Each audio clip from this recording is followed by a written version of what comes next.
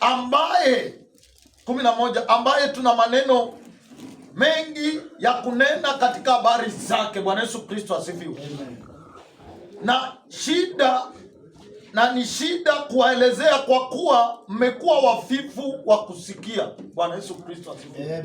Tuko na habari nyingi ya kuwahubiria, tuko na mambo mengi ya kuwaletea ama ya kutuletea. Bwana Yesu Kristo asifiwe. Lakini maandiko yanasema kwamba tumefanyika kuwa wafifu wa kusikia na kutekeleza. Tuna habari ya injili ya kuenea ama injili ya kunawiri. Bwana Yesu Kristo asifiwe. Tuna habari ya injili ya kutembea ama kubarikiwa kama mtumishi wa Mungu. Bwana Yesu Kristo asifiwe. Tuna habari ya injili ya ambayo ni ya kujazwa na nguvu za Roho Mtakatifu. Lakini Bwana anaturudisha katika msingi, anasema kwamba tuna uvivu wa kusikia, tuna uvivu wa kufuatilia neno la Mungu. Bwana Yesu Kristo asifiwe.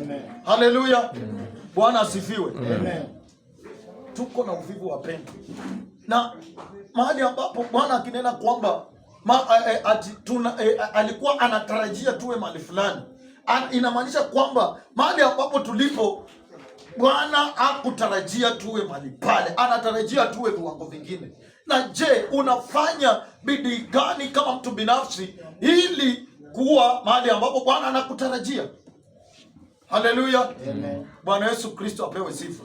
Anaendelea na kunena, anasema kwa maana iwapasavyo kuwa walimu, maana wakati mwingi umepita.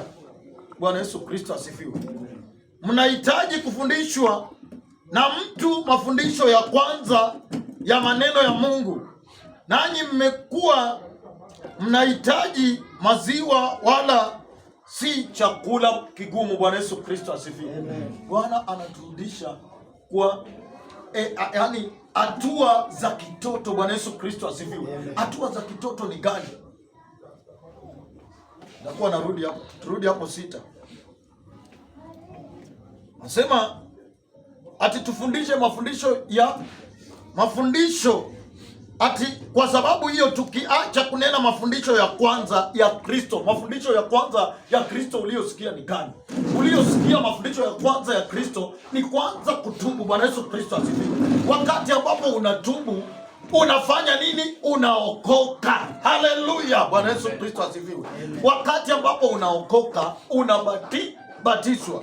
Na mwandishi anaendelea na kusema ati tuziweke tena msingi, yani anatutarajia kwamba wakati ambapo umetubu, umeokoka, umesimama, atarajii tena urudi kwa Bwana kutubia kitu kingine. Anakutarajia kwamba uwe umesonga wapi? Mbele.